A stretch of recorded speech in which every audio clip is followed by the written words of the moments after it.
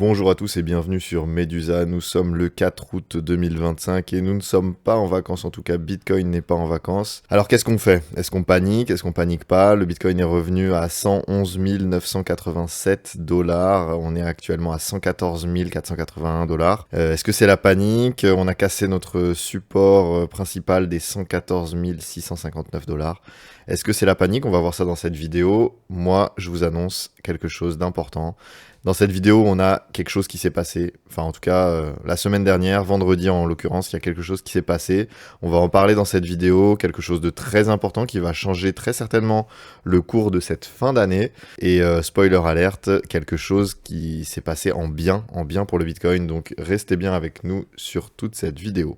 On va démarrer tout de suite. Donc là, Bitcoin nous a fait une jolie structure de biseau descendant avec une cassure de ce support majeur juste là, avec la grosse cassure, et on est revenu faire un spring encore une fois, un truc qu'on fait de manière très très classique, hein, quelque chose qu'on avait fait juste là, vous voyez, on sort des trendlines, on sort des supports, puis on les casse pour les réintégrer. Actuellement, on l'a cassé.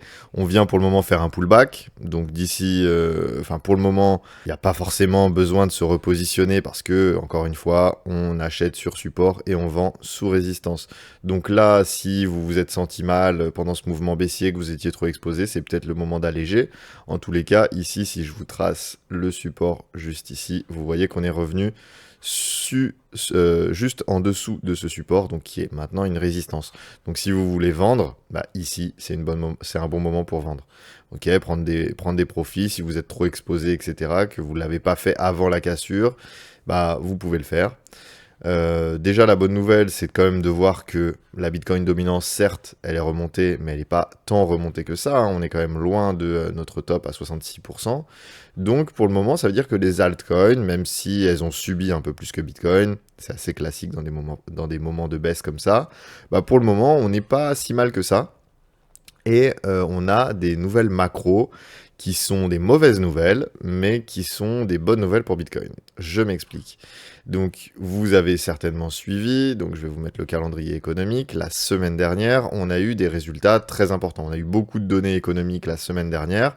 C'était un peu les dernières données avant les vacances. Parce que vous savez que la première quinzaine d'août, hein, comme dans les entreprises en France, c'est pareil pour Wall Street, la City, etc. Vous avez la majorité des traders qui quittent les bureaux, etc., qui prennent leurs 15 jours de vacances. Et vous avez eu quelques nouvelles qui ont été importantes. Alors déjà, on a eu la décision de la banque de la Réserve fédérale américaine de ne pas baisser ses taux. Donc ça, c'était mercredi. On a eu ensuite le PCE Core un petit peu au-dessus, donc une inflation qui était un petit peu au-dessus des prévisions, en stagnation depuis le mois précédent. Bon, on s'en doutait, mais c'est pas forcément une excellente nouvelle. Par contre, on a eu une mauvaise nouvelle du côté de l'emploi. Donc déjà, on a eu des inscriptions au chômage en hausse, 218 000 au lieu de 217 000 le mois précédent. On s'attendait à pire, c'est pour ça que le chiffre est en vert, mais c'est quand même pas une excellente nouvelle. Ça veut dire qu'on a une petite contraction.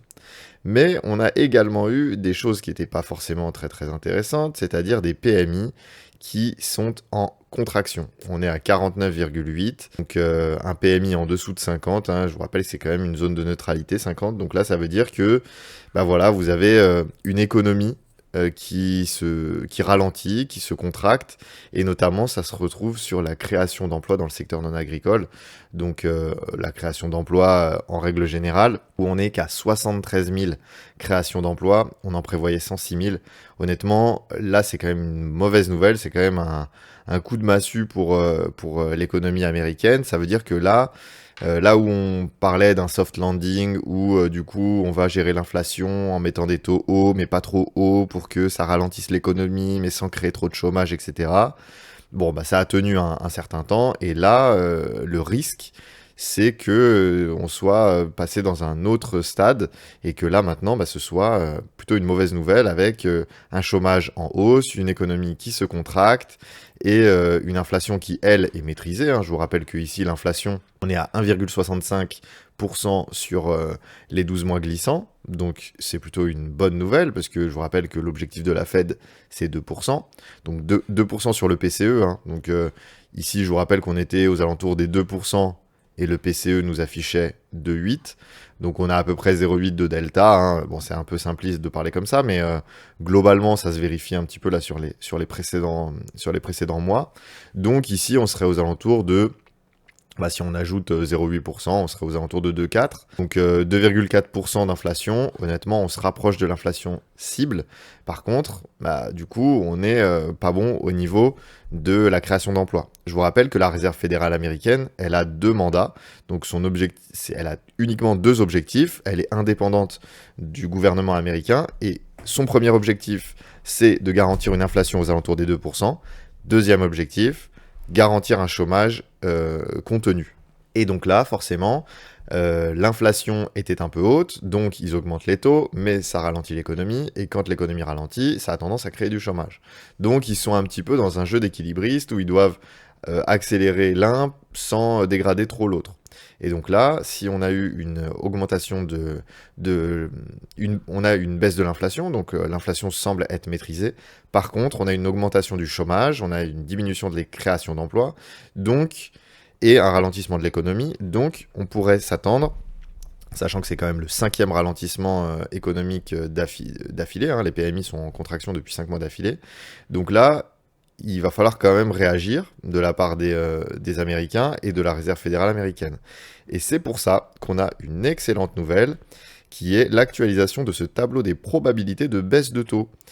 Je vous rappelle que dans notre vidéo de jeudi ou vendredi matin, on parlait d'une baisse de taux annulée pour le 17 septembre. Hein. Le 17 septembre, on avait donc la case en bleu, là, qui est actuellement en bleu sur les 4%, 4,25%, elle était en bleu ici. On avait 40% de probabilité d'avoir une baisse de taux en septembre. Donc 40%, ça veut dire que c'est pas la majorité. Hein. Le scénario le plus probable était de rester sur des taux stables et d'avoir une première baisse de taux potentiellement qu'en octobre. Et bien là, vous voyez qu'on est à 80% de probabilité d'avoir une baisse de taux dès le 17 septembre. Et ça a été confirmé par notamment des discours de la part de personnes dans l'administration de la Réserve fédérale américaine. Et donc, potentiellement, on parle d'une première baisse de taux le 17 septembre, que ce serait approprié pour quand même pas agir trop tard et pour pouvoir rapidement mettre d'aplomb. Et donc ça, c'est quand même une bonne nouvelle, parce que, en tout cas, c'est une bonne nouvelle pour les actifs à risque, et notamment les petites capitalisations. Vous êtes nombreux à être positionnés sur les altcoins, vous voulez qu'il y ait une alt season, etc. Mais je vous rappelle que les altcoins se comportent exactement comme le Russell 2000. Le Russell 2000, c'est les actions américaines, les small cap américaines, hein, d'accord. Donc ici, si vous regardez le Russell 2000, donc vous voyez que le Russell 2000, il a quand même un comportement qui est très nettement différent de celui du S&P 500. Hein. Si je vous l'affiche ici en nouvelle échelle de prix, hop, vous regardez le S&P 500. Si on regarde depuis le crack Covid ici, vous voyez qu'on a eu une forte performance après le crack Covid jusqu'en novembre 2021, comme pour les altcoins, comme on a pu avoir pour les altcoins. Forcément, on a eu beaucoup de liquidités, donc les petites capitalisations, elles sont très dépendantes de la liquidité. Parce qu'évidemment, si vous avez 1 milliard d'euros à investir, vous pouvez vous permettre de mettre quelques millions d'euros sur des petites capitalisations, prendre un petit peu plus de risques, etc. Surtout si le marché est haussier, si les perspectives sont bonnes, etc. Mais à l'inverse, si vous avez très peu de sous à investir, vous allez plutôt les investir sur des gagnants, donc vous allez rester sur des choses un peu moins risquées. Donc on a eu une bonne performance du Russell 2000, et puis vous voyez qu'ensuite on a eu notre fameux bear market, hein, comme sur les cryptos, et en fait vous voyez que le S&P 500, lui, il est reparti fortement à la hausse, mais le Russell 2000, lui, il est resté à la traîne. Vous voyez, et donc là, il souffre, on n'est toujours pas revenu sur notre ATH du Russell 2000 qu'on avait eu 2466 points, et donc là actuellement on est autour des 2176 points, et on est quand même très très en dessous du S&P 500, et ça c'est forcément très très lié à la liquidité, et donc la liquidité qui est déversée par la Réserve fédérale américaine, puisque c'est elle qui joue globalement avec le plus gros portefeuille. Donc évidemment, là quand vous voyez les altcoins, vous vous dites il n'y aura plus de alt season, etc. Mais en fait, Si vous voulez avoir un peu plus d'historique sur les altcoins et sur tout ce qui est Others, Total 3, etc., bah, vous pouvez regarder le Russell 2000. Vous voyez que le Russell 2000, il se comporte comme le Total 3 sur les années précédentes. Et là, vous voyez que bah, on a comme ça un comportement avec des phases de hausse, des phases de stagnation, etc. Mais on est forcément très très dépendant de la liquidité. Donc c'est pour ça que de mon côté, je ne doute pas qu'on aura une alt season. Mais par contre, quand l'aura-t-on? Bah ça dépendra forcément énormément de la liquidité. Et donc ça, d'avoir une première baisse de taux le 17 septembre et d'avoir un rythme de baisse de taux qui est comme ça assez accentué, honnêtement, là, c'est peut-être de la surréaction, hein, parce que là, on parle quand même de 1, 2, 3, 4 baisses de taux d'ici la mi-2026. Bon, c'est peut-être un peu exagéré, on verra bien ce qui se passe. Mais là, vous voyez que du coup, on pourrait être d'ici Noël aux alentours des 3,5%. Et ça, c'est très, très positif pour les marchés à risque et pour les petites capitalisations en particulier. Donc ensuite, on va regarder ce qui se passe au niveau des ETF. Donc là, vous voyez qu'on a eu pas mal de sorties, hein. Sur cette journée notamment du 1er août, on a eu forcément avec les mauvaises nouvelles du rapport de l'emploi, on a eu une baisse globale des marchés et on a eu une cassure de notre principal support qu'on avait juste là, on en a parlé, mais on a eu une cassure, donc forcément on a eu des sorties. Honnêtement, moi j'en parlais dans ma dernière vidéo, il n'y a pas matière à s'énerver plus que ça, on maintient ce principal support en fait qui était le top de notre précédente phase de range, donc ici aux alentours des 111 000, on est resté dessus, on a rebondi dessus, le support a fait son travail. Honnêtement, jusqu'ici, il n'y a pas matière à s'énerver. Ici, c'était plutôt une zone d'achat qu'une zone de vente, hein. Je vous rappelle, on achète sur support. Donc, de mon côté, même si je vois ici beaucoup de sorties, c'est pas forcément quelque chose qui m'alerte. Je vous rappelle que moi, je regarde beaucoup le portefeuille de BlackRock. Les autres ont leur importance, mais c'est plutôt des indicateurs mainstream que des indicateurs d'institutions. Donc honnêtement, ici, moi je m'alerte pas plus que ça. Vous voyez que si on regarde un petit peu justement les entrées-sorties sur les ETF spot Bitcoin, vous voyez qu'ici on a quand même beaucoup, l'histogramme il est quand même souvent vert, hein, ça veut dire que les positions au global, elles sont surtout entrantes. Donc ça maintient une pression à l'achat et du coup, on a un aimant au-dessus de nos têtes qui fait que le prix, il a quand même tendance souvent à partir à la hausse. Au niveau de la cyclicité, bon bah on respecte toujours quand même plutôt très bien la cyclicité qu'on a pu avoir sur le cycle de 2016-2017. Avec ici, vous voyez, on avait eu une phase de stagnation en août. Classiquement, on a eu fin août une correction. Honnêtement, soit on est en train de l'avoir, soit elle va avoir lieu un peu plus tard. Honnêtement, moi je m'attends quand même à un retracement fin août pour que début septembre, les prix se retrouvent dans la même zone que ce qu'on avait pu avoir début juillet. Donc ici, vous voyez, début juillet, on était aux alentours des 109, 110 000 dollars. Honnêtement, c'est pas du tout impossible qu'on vienne faire ça. Vous voyez, hop, et puis repartir ici pour fin août et ensuite repartir à la hausse. Honnêtement, si on a ça, je m'alerterai pas plus que ça. Ici, on a le principal order block qui a constitué notre rampe de lancement pour le sommet qu'on a pu avoir et notre ATH à 123 000 dollars. Donc ici, moi, tant qu'on casse pas ce support-là, je reste acheteur. Je m'attends, comme d'habitude, à ce que quand on a une phase de hausse sur l'été, forcément, les traders de Wall Street, eux, ils veulent racheter les prix d'avant. Donc, le marché, il a tendance à revenir en bas pour repartir à la hausse. C'est ce qu'on avait pu avoir dans la fameuse rampe de lancement qu'on avait pu avoir en 2020, avec ici justement, hop, si je vous montre ça, vous voyez que ici on avait eu sur l'été, on avait eu un prix qui avait stagné ici aux alentours des 9000 dollars.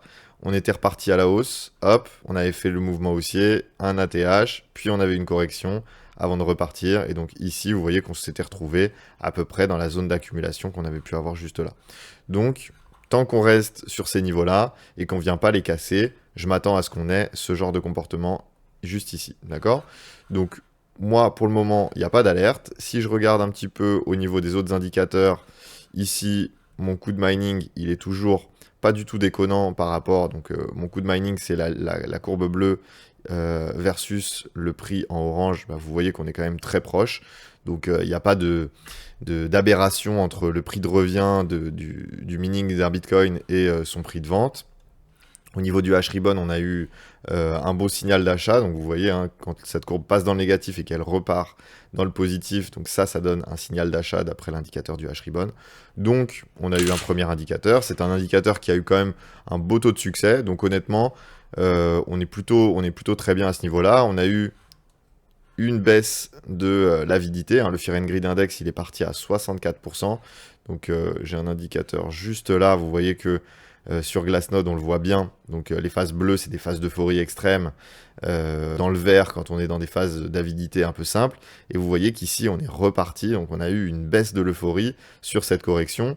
Là, ça a été la douche froide pour la majorité des investisseurs. Donc, honnêtement, moi, ça me plaît plutôt pas mal, hein, cette configuration, avec de la peur qui revient sur support, etc.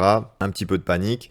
Quand on regarde les liquidations, bah là, sur la semaine, vous voyez qu'on n'arrête pas de prendre les liquidations baissières. On en avait parlé, mais ça, c'est quand même très, très positif. Hein. Si on regarde sur du un peu plus long terme, bah, toutes les liquidations qui sont en dessous du prix, bah, on vient à chaque fois les récupérer et on a des liquidations qui s'installent donc au-dessus du prix. On a des personnes qui parient à la baisse et qui, elles, sont jamais inquiétées. Donc, elles ont tendance à recharger, à renforcer leur position.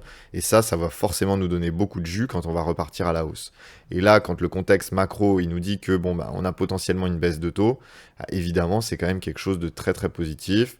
Les altcoins, il n'y a pas d'euphorie, hein, les taux de financement restent très faibles.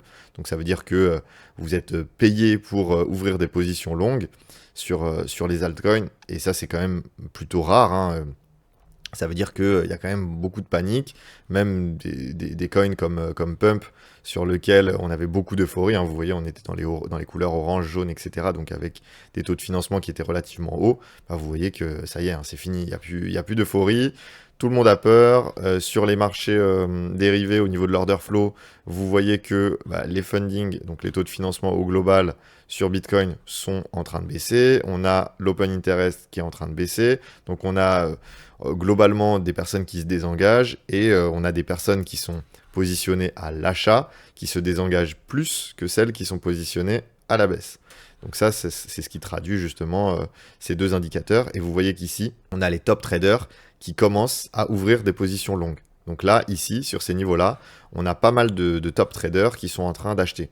Et donc, ils pensent que ici, donc là, vous voyez que ici, on est dans des situations qui sont similaires à ici et ici. Et si je vous trace les lignes verticales, ici et ici, bah vous voyez que globalement, c'était les zones de bottom local. Okay, les bottoms locaux qui se retrouvaient juste ici, aux alentours des 101 000 et des 97 000.